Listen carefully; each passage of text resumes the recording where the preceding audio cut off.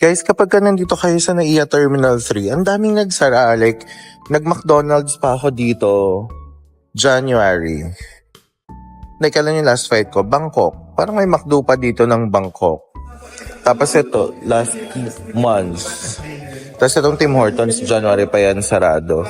Tapos dito yung mga shopping areas and yung mga kainan, nagsara na sila. Dito to sa NAIA Terminal 3 ha, bago kayo umalis.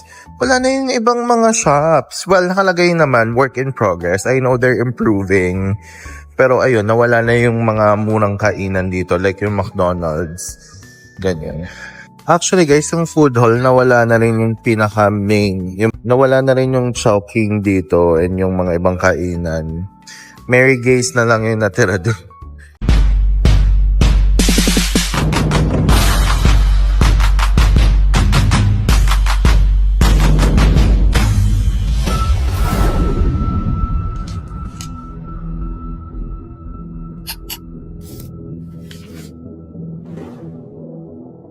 Guys, good morning! So, we are back.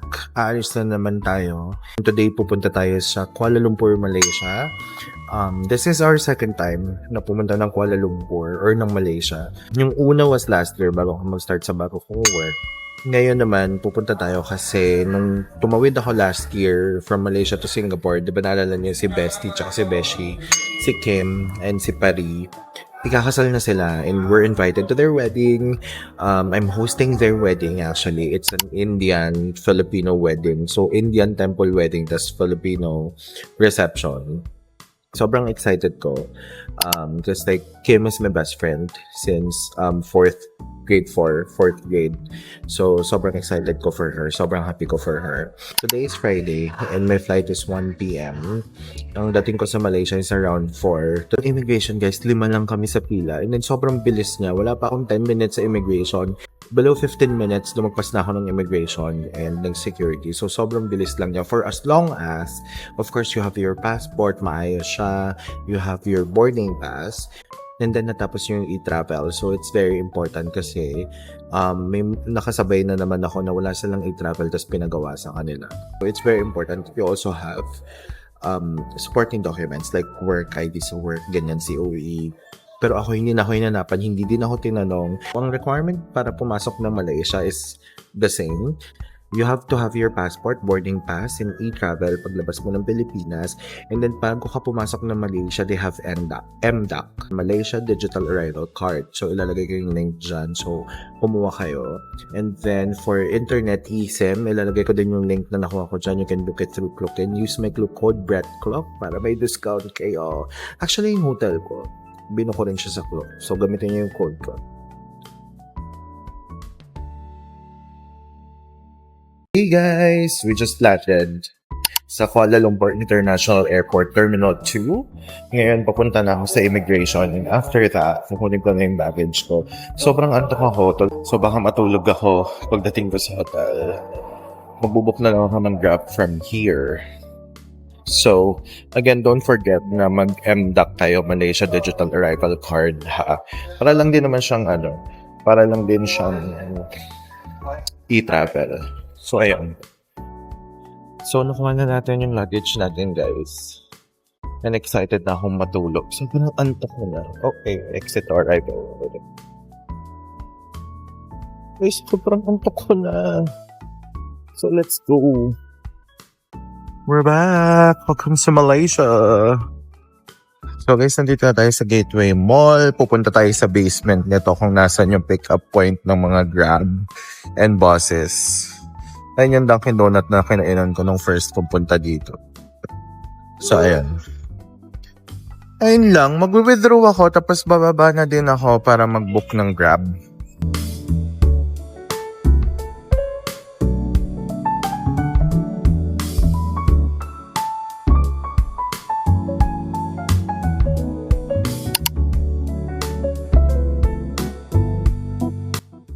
So we're here at Hotel Venice and this is how the hallway looks like. I'm 408. So, eto. Hey guys! Nandito na ako sa hotel. Pakita ko siya sa inyo. Maliit lang siya, pero Well, mag-isa lang naman ako, pero malaki yung kama niya. So, I love it, and I love it na apat yung pillows niya. Ang pangalan ng hotel ay Hotel Venice at malapit siya sa Berjaya Times Square dito sa Kuala Lumpur. So, pagpasok mo, ganyan na yung itsura niya. So, naka-wallpaper siya na parang Victorian Emerald. Basta wallpaper to eh. Naka-wallpaper siya, tapos meron parang peacock na artsy kinemerut doon. Tapos aircon, tapos double bed, queen bed, di ko alam kung anong bed to. Tapos pillows, ganyan. Tapos meron tayong TV. Tapos kapag pumunta ka dito, meron tayong cabinet, syempre. And then, ito ang bathroom. Ayan, so toilet and bath. So, ayan, yan yung bathroom. Tapos, here, ayan, tapos, meron tayong window na may view din ng mga hotels din. So, ayan, this is our room for 4 nights. Ayan. Now, it's 8 p.m. here in Malaysia. Actually, alam nyo ba, 7 p.m. may araw pa. Like, literal pa sunset pa lang. But anyway, it's already 8 p.m. and lalabas tayo para kumain. Lalabas na ako para kumain kasi like, gutom na ako. And then, magpapahinga na rin ako kasi may tour ako tomorrow morning. Malapit lang to sa Berjaya Times Square, pero may mga nakita din ako mga kainan dyan sa labas, pero kailangan ko din mag-withdraw kasi yung hotel may pa-deposit silang 100 ringgit, so around 1,200 in peso, 280 in peso, parang gano'n. So kailangan ko silang bayaran, sabi ko mamaya ako na babayaran yun, ibabalik naman nila yun, security deposit yun, ibabalik nila yun sa inyo kapag ka umalis na kayo, nag-check out kayo, tapos wala namang ginawa sa room. So, let's go na kasi nagugutom na ako. Hey guys, may nakita akong restaurant. Nakapag-withdraw na ako sa 7-Eleven. May nakita akong restaurant dito sa tabi ng 7-Eleven na malapit sa hotel. And sobrang vibrant kasi nila. Sobrang liwanag ng ilaw, tapos sobrang liwanag ng orange. Orange kasi yung pintura nila. And mga Chinese food siya. Chinese, Malaysian, ganyan. So, umorder tayo ng stir-fried beef rice, ganyan. Tapos, noodle, toasting peanut sauce. Parang ganyan. Pakita ko sa inyo pagdating. And ang total po ay 25 ringgit. So, 25 ringgit is 322 in pesos. Guys, our order is here. So, ito yung noodles na may peanut sauce. I was actually expecting na, alam niyo yung mga noodles na parang yakisoba, tapos peanut sauce yung gamit. Pero okay na din naman siya, hindi na masama. This is 7 ringgit. Tapos, ito yung stir-fried beef rice na in-order ko. Parang 17 ringgit to. Or 18. Ganyan. Basta nakatotal ako ng 25, which is 300 plus. Di na masama for the dinner. And gutom na gutom kasi talaga ako. So, let's eat. So, guys, yung hotel malapit siya sa mga, ayan, ano yan, parang food park. Ganyan. Tapos, ito mga restaurants. Ayan. Tapos, yung nasa likod yung kinainan ko. So, ayan. Tapos, malapit na siya sa Berjaya Times Square, sa Pan Pacific. Tapos, ito pag tumawid ka dyan sa likod ng mga sasakyan na yan, parang may mga food stalls. Ayun o, may kumakain. Yan, there. Bukas yan naman, try natin. Tapos kapag ka naglakad ka pang konti, may kita mo na dito yung Petronas Towers. Hey guys! We're back at the hotel. So nakakain na ako. In fairness, masarap naman yung pagkain ko. And then nag-ikot ako. Nakarating ako ng Berjaya, which is kung saan yung meetup ng tour ko tomorrow.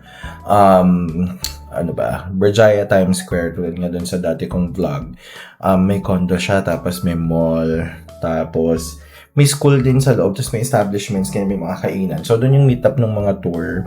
Tapos may mga ticket booths din doon kayo makabili ng tickets pag tatawid kayo ng Singapore. Okay. Bumili tayo ng mga makakain sa 7-Eleven. So, ito is a Thai milk tea. 3 ringgit. Hindi na masama. 3 ringgit times 13, yun na lang. So, bumili tayo ng mga ganitong tinapay. Kasi may ako sa tinapay, di ba, sa pastry. So, bukas kasi, bago mag-tour, gusto ko sana nakapag-breakfast na ako. So, bumili ako ng iba't ibang flavor nito. This is 1 ringgit. Tapos, parang pag bumili ka ng 3, may discount. Yung mga ganon. So, 3 ringgit minus 1 ringgit, di nagiging 2 ringgit na lang yung tatlo. Parang ganyan. Tapos, another coffee for tomorrow. umaga bago umalis. So yun lang. Then I'm staying at Hotel Venice. Binook ko siya sa Klook and you can use my Klook discount code Brett Klook for 3 to 5% discount, 5 pagka new users, tas 3% kapag dati na kayong user. Malaking bagay pa din yun. Hey guys! Hey guys! Good morning! So, taray ng outfit natin. Very Lito Atienza. Very mahal kong Maynila. Ganyan. Naglalakad ako right now. Actually, medyo late na ako sa target time ko. Naglalakad ako now going to Berjaya Times Square. Because meron akong day tour going to Malacca, Malaysia. And ang meetup ay 8 a.m. And 7:45 na. And naglalakad lang ako. So medyo nagmamadali ako ng hotel. Medyo malapit lang naman siya. Kaya ko naman siyang lakarin ng before niya ako ma-pick up. Like siguro in 7 minutes nandun na ako. Pero alam mo yung lakad na kailangan medyo mabilis ka kasi kailangan mo makarating. Eddie, ang ending, hingal ka. 7:50 na dito sa Malaysia at hindi sobrang init. Actually, parang normal yung weather. Parang 5 a.m., 6 a.m. sa atin. Kasi guys, sumikat yung araw. Mga 6:50 na, basta magsi-7 na. Ganyan, nagising ako ng 6 a.m. Ating dilim pa sa labas. Sabi ko sa inyo, di ba lumabog yung araw kagabi? Or nag-sunset kagabi? Around 7 na din. 7 plus na, 7:30 yata yun. Tapos kanina, 6 a.m. Yung araw, tulog pa siya. Naunahan ko pa siyang magising. Heme.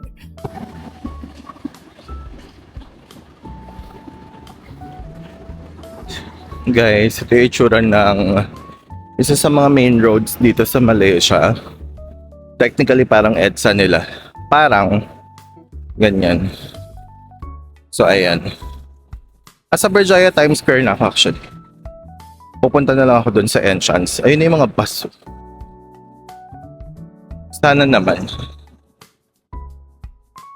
Guys, nakita ko na yung tour guide ko. Actually, sakto. Yung bus na dumaan sa harap ko, siya na yun.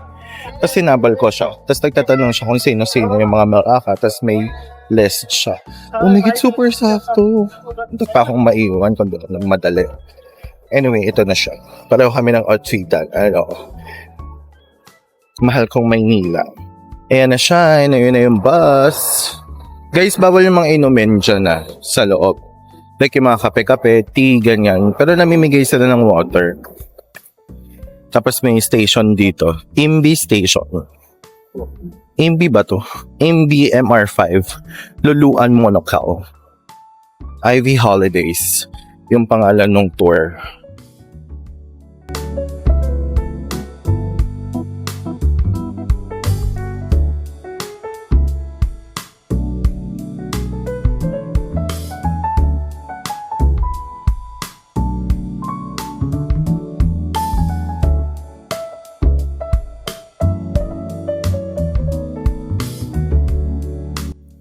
Hi guys, we're here in St. Peter's Church. Nandito na tayo sa Malacca. This is our first stop.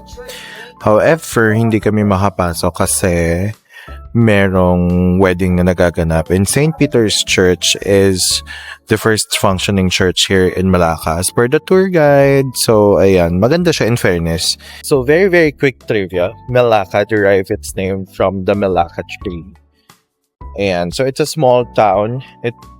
Nasakop siya ng Portuguese, Dutch, British, Japanese, very, very quick, 2 years, and then British again.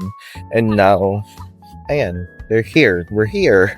Ayan, St. Peter's Church, the first functioning church here in Malacca. All white. So, ayan, bawal kasi dito yung mga sleeveless shorts and all. So, kailangan nilang magsuot. Yung mga girls. Let's go inside. So, pwede pala kaming pumasok. Tapos na yung wedding nila kasi nagpipicture na sila sa labas. So, ayan. Nice. So ayun na nga guys, tapos na tayo dito sa St. Peter's Church. Hindi na para magbilag pa sa araw kasi pag nangitim tayo, maitim tayo sa wedding tomorrow. So ayan, it's fun. It's actually my first time na makavisit ng Christian church, Christian Catholic Church dito sa Malaysia. So, it's nice to see one. Pero meron pa dun mamaya sa mga pupuntahan natin. It's a community of like Christian Taoists, Buddhists, na churches. So, let's see. So, ito na guys. Nandito na tayo. Night. Dito na tayo sa Old Town Malacca. Old Town Malacca. So, technically, this is their Intramural, Binondo area. So, nandito ang kanilang history. So, let's go. Ayan, yan ang aking mga tourmates. Kasama ko sila ngayon. I'm a joiner. So, kailangan natin ng tour guide kasi para maintindihan natin yung history. Hindi pwedeng punta-punta lang tayo dito tapos wala tayong matutunan, di ba? Guys, mura lang to sa clock. 1,800 lang. And if you use my code, you'll have a 3% to 5% discount. So, book nyo na. Brett Clock ang ating code. Ito si ate, naging close ko na to. She's from France, mag-isa lang siya. Ito ang ating mga Pinoy friends. So, we're here sa Malacca River. Ganyan. So, may mga pa-cruise dyan. So, this used to be called as the Venice of the East. Because like, mapapansin nyo, parang nga siyang Venice Grand Canal na may mga restaurants, tapos meron ding mga table sa gilid, ganyan, tapos may mga stores, ganyan, and it's a real river, hindi siya gawa-gawa lang. So, yun. Ang ganda, in fairness, I like it here. Maliit lang naman daw tong town na to.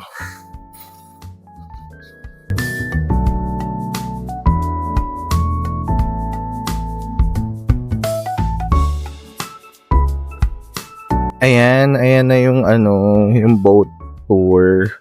38 ringgit daw yan kapag ka gusto mo. So, hindi na masama.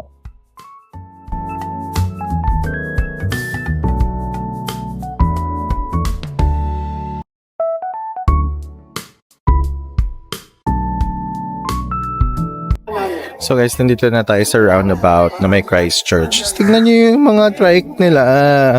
May shark, may Pokemon, ganyan. Parang yung mga trike sa Baguio na nasasakyan. Sasakay kayo dyan, pwede kayong sumakay dyan. Hindi ko lang alam kung magkano. Pero cute.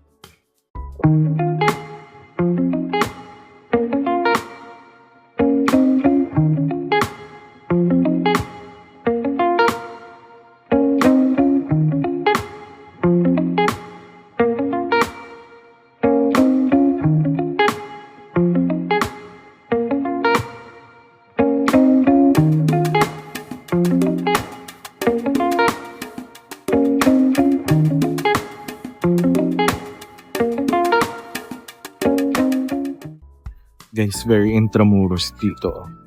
Perfect, may pa-kayo. Guys, meron kaming aakyatin dun sa taas. Ayan, nakikita nyo yan, yung color white doon. Aakyatin namin siya sa katirikan ng araw. Mga 100 steps daw. Ayan, may mga tao dun sa taas. Ayan, may mga tao dun sa taas. So, doon kami aakyat. So guys, ito napakit na tayo sa steps. And yung nasa top nito is the ruins of St. Paul. So, ruins na lang siya. Sana maiksi lang to. So that's the ruins of St. Paul, guys. Umakyat tayo ng steps para malating natin to.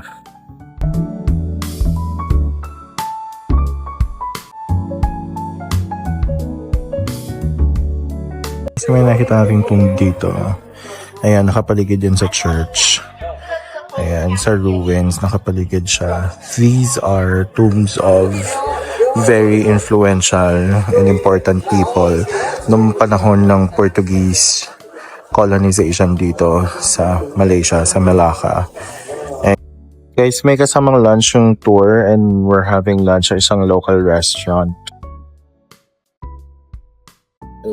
Lunch. I think it's better.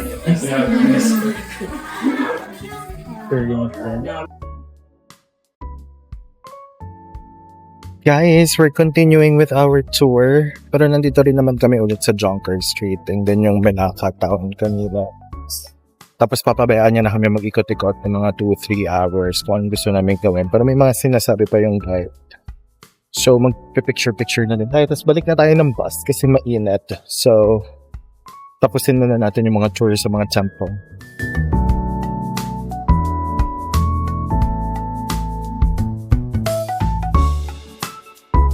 Nandito pa rin tayo sa Melaka at mainit pa din.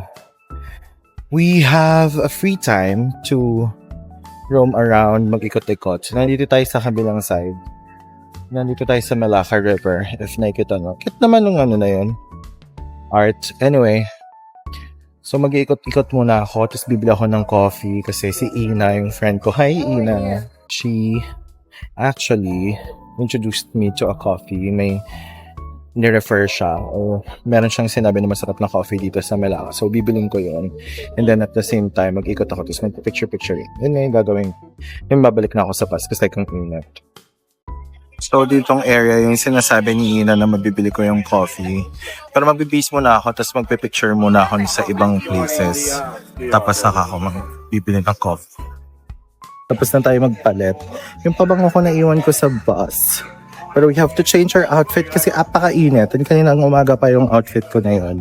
So, magpipicture ako using this outfit. And then, bibili na tayo ng mga bibili nating pasalubong and coffee. And then we're done. Balik na tayo sa bus. Ang init.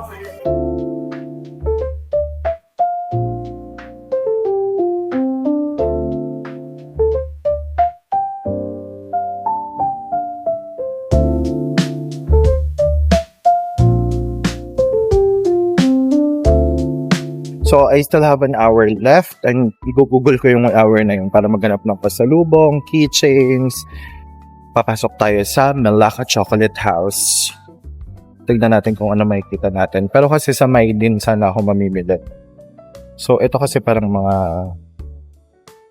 branded na chocolates. So, yung mga chocolates sa Melaka Chocolate House, nasa May din naman sila. And I think it's much cheaper sa May.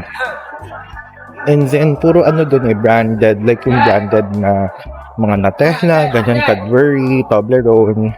Hindi kasi yun yung hinahanap natin. Local chocolates yung hinahanap natin. So, bibili lang ako ng ref magnet. And then, bibili na ako ng kape. Guys, nakabili na ako ng ref magnet. Yung ref magnet dito sa loob ng church siya. Yan yung church na pinuntahan natin kanina. 5 ringgit lang siya. And kapareho niya yung mga ref magnet sa labas. Yung ref magnet sa labas, pumapatak ng 7 to 10 ringgit. Pumapatak ng 7 to 10 ringgit.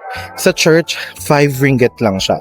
And doon ako bumili una kasi sa church siya. So mapupunta sa church yung proceeds. At the same time, nung tinanong ko bakit ang mura niya, like yun yung sinabi nila. It's because it's a church business. So like nagigilty sila sigurong taasan. And at the same time, yun na yun like may tutulong naman sa church yun. So ang saya. Kaya doon ako bumili. Hindi dahil mura, kundi dahil alam ko mapupunta sa church. Merong museum doon, yung Stad Toys, I don't know how to pronounce it, pero hindi, pwede tayong pumasok, pero hindi na ako papasok kasi like, mamimili pa ako. Wala pa akong isang buong araw na nag-iikot sa Melaka. Yung kulay ko. Tapos pag hinabad mo yung watch ko, color white. Nakakaloka. So now, pupunta tayo dito. Kasi dito yung sinasabi ni Ina na bilihan ng coffee na masarap daw talaga. So dyan tayo bibili. Pero bago yun, may nakita akong grocery. Baka may mga murang stuff dito. Ay, mas mahal dito. So this is their coffee with gula Melaka. Gusto mo yon? O Zeus Ho. Zeus Coffee Ho kayo sa akin. Ayan. So, bibili natin yan. Feeling ko gusto ng mami ko yun eh. Bibili ko yung mami ko. Kung sabi ni Ina masarap, naniniwala ako. Guys, we're trying their iced coffee. 7 cents, 7 and 50 cents ringgit lang siya. And sabi nila masarap daw, so we're trying it. Actually, masarap siya. May free taste doon sa bilihan mismo ng coffee. I mean, doon sa aisle ng bilihan ng coffee ng mga naka-display. So ngayon, titikman natin yung malaki na. And here it is. Thank you, Ina, for the recommendation. Mukhang masarap. Guys, OMG, ang sarap niya. Legit. Walang choke. Masarap siya. It's really good. Hindi siya sobrang tamis. Pero matitikman mo pa din yung coffee. So it's really good. Ang sarap. Love it. You gotta have a bowl of general. Sobrang sarap. 7 ringgit and 7.50 ringgit. Good. Nakuha ko to sa freebie doon sa mga kape. Binigyan ako ng hot sauce. Gusto niya yun, chili sauce. Tapos kape yung binili ko. At least may free. Kasi sabi nila masarap yan daw yung tart dito. So tatikman natin yung egg tart. 3 ringgit siya. Portuguese egg tart. Hey guys, nasa bus na ako. And magpapahinga muna tayo. I hope na enjoy niyo yung Malacca trip natin today. Mag-rest lang ako. Tapos pagdating sa hotel, sa ako naisipin yung gagawin ko. Sana ako magdi-dinner. Pero may tatapusin akong video na edit for the wedding tomorrow. So, I'll see you in Kuala Lumpur. Mga 2 hours. Hey guys! Hey guys! So, nagpababa na ako dito sa Kuala Lumpur Central. Kaya naghahatid naman sa mga hotel on sa Berjaya Times Square yung tour namin nila Johnson, which is the tour guide. However, nakita ko kasi na malapit na yung Maidin or malapit na dito sa area yung Maidin, yung binibilan ko ng mga pasalubong. So, might as well, bumaba na dito. Magpo-close na sila ng 8. Maliwanag pa. It's 7 p.m. But, I think kaya ko pa silang hapuli. Mabilis lang naman ako. Guys, we're here na sa Maidin. I just need a cart. I need a cart. So that makapag-shopping. Shopping? Kala mo naman. Ayan na yung mga chocolates. Nakita nyo na to dati sa vlog ko. Ang nakakaloka dito guys, they don't have a baggage counter. Ang dami kong dala. Meron pa akong eco bag na binili ko sa Malacca. Bigat niya. So guys, ito yung itsura niya, mga chocolates, ganyan, may Alessio, may Benz, may Beryl's, tapos may mga branded chocolates din, na Western, ganyan. So dito ako bumibili. So ngayon, may mga nagpabili lang, so bibili na tayo. Hey guys! We're back in the room. Alas 8 na. So, 7:45 nagsara yung Maidin. So, pilang madali nila kami. Hindi ko nabili yung lahat na feeling ko kailangan kong bilhin. So, hindi ko alam kung kailan ako makakabalik sa kanila. Actually, may pinapabili pa ngayon isa kong friend. May pinapasabay siya. Nawala sa Maidin. Ibang brand ng chocolate yung pinapasabay niya. But anyway, I'm back at the hotel. O-order sana ako sa Grab kasi yung friend ko may gusto siyang ipatikim sa akin na nasi lemak sa Grab. Ordering ko daw. However, chicken siya. And parang nagkaroon ako ng allergies dun sa kinain kanina. So pag kumain pa ako ng anything na malansa, baka lumala siya. So iniisip ko kung ano yung kakainin kong iba or kakaiba. By the way guys, yung water is free daily. So if like ilan kayo sa room or like good for ilan yung room, ibibigay nila sa inyo yung daily. Tapos yung front desk, sabi ko, hindi ako nabigyan ng water kasi like nag-place ako ng do not disturb sign sa door. And then sabi niya, you know what, let me give you 3. Mag-isa lang ako, binigyan niya ako ng 3 water. Mahal ng tubig dito. So, thank you very much for the water. Ayan. Tapos nung itim ako, guys, pakita ko sa inyo. Nakikita nyo ba yan? 6 hours. 6-7 hours sa Malacca, kahit nakapayong. Kita nyo yung tan line nung watch. Yung difference niya. Grabe talaga. Grabe. But anyway, masaya siya. Nag-enjoy naman ako. Learning about the history. Hey guys, so I've decided to go out. Wow, ang arte po nag-English. Nag-decide akong lumabas na lang para maghanap ng dinner. Kasi yung nasi lemak na pinapa-order sa akin ng friend ko, yung Village Park, sarado na siya. Yung available na nasi lemak dun sa kabilang store, puro chicken na lang. So, hindi ko yun kaya. So, ang gagawin ko, lalabas ako. Remember, saan ako kumain last night? May mga kainan din doon. Doon ako kain. Tapos ika-cash ko kasi siya. Meron pa kasi akong cash na 120 ringgit. 124 ringgit. Yan lang. So, kailangan maubos ko siya, magastos ko siya. Yun yung gagamitin ko. And not mga card and all. Kasi, syempre kung ano yung nakalabas na pera, yun na lang dapat. Yung gagamitin natin.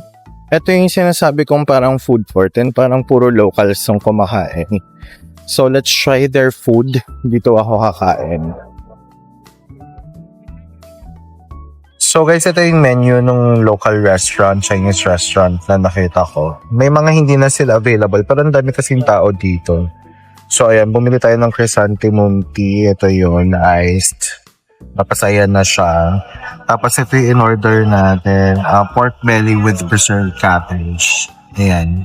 Kasi yung iba hindi na available.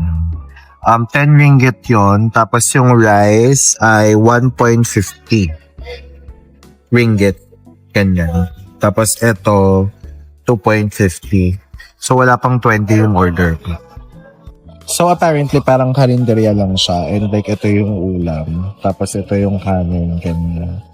So, tapos ito na yung chrysanthemum tea ko. 15 ringgit in total. Tignan natin kung worth it naman. Kasi medyo mahal yung 15 ringgit 200 plus din yun. Sorry, yung 15 ringgit pala is 193. 194 kunya. Pero kasi, technically, ulam na pang karinderya siya. But hindi na masama. Okay, let's taste. Mas sikat kasi sila yata sa mga noodles. Ang daming naka-noodles dito sa totoo. Chrysanthemum tea. Walang lasa.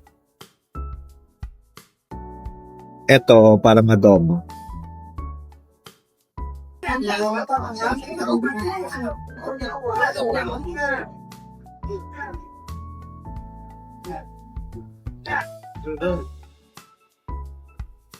Sakto lang, lasang char siu po.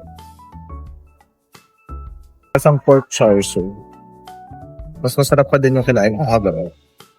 Which is sa tawid lang naman. Nag-literal nakatawid na lang. Hey guys, I'm done with my dinner. Dito yan siya. It's not as good as I expected it to be. So maghahanap tayo ng ibang makakain. Like, dessert. Ano ba? Basta sa 7-Eleven. Maghahanap ako ng makakain ko sa 7-Eleven. Or may iba pa akong mahahanap dito. Tapos na rin, inumin. Bibili ako sa 7-Eleven ng milk tea, coffee for tomorrow. So, yan. Tapos bibili tayo ng snacks kasi baka magpuyat tayo. Yan. So, maghahanap tayo. Guys, we're back in the room. Nabasa ako ng ulan. Umulan ng malakas habang nag-grocery ako. Then, I left my umbrella dito sa hotel. So, sinugod ko siya. Kaysa mag-grab back or whatever, tinakbo ko na lang. May mga silong-silong naman ako matadaanan. But anyway, yun yan, back at the hotel. And, maliligo na ako and then magpapahinga na rin. Thank you so much sa pagsama niya sa akin today. Gusto ko lang talaga magbabay. See you tomorrow. Bye!